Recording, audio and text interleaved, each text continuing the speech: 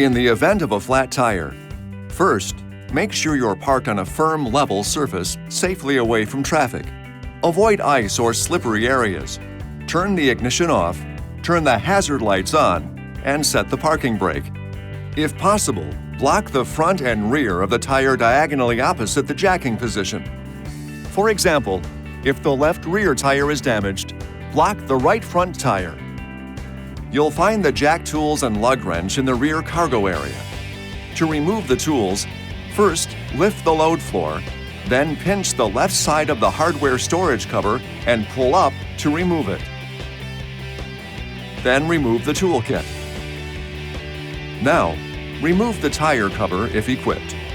Find the supplied toolkit inside the center console and use the number T40 Torx head driver to unlock the rear camera cover lock bolt.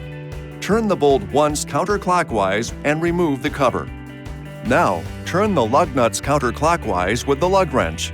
If equipped with locking lug nuts, you'll need to retrieve the lock key from the glove box and place that over the lug nuts first. Remove the lug nuts. Then, lift the spare tire away from the carrier. Return to the flat tire and loosen the lug nuts counterclockwise one turn while the wheel is still on the ground. Do not remove them yet.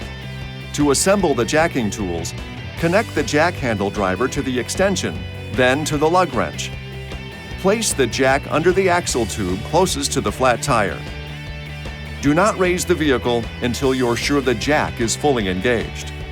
Now, turn the jack screw clockwise and raise the vehicle until the tire just clears the ground with enough clearance to install the spare tire.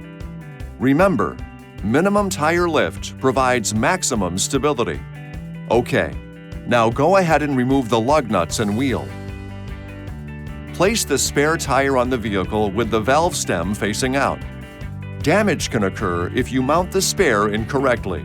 Reinstall the lug nuts and lightly tighten them clockwise.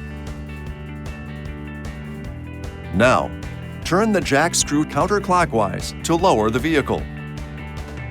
Once on the ground, remove the jack and finish tightening the lug nuts. Alternate lug nuts until each has been tightened twice. Maximum effort should be used for final tightening of the lug nuts.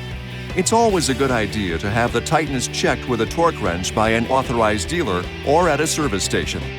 Now, just secure the tire, jack, and tools in their proper locations, and you're ready to go. This video is not intended to take the place of your owner's manual. For complete details and other important safety information, please see your owner's information.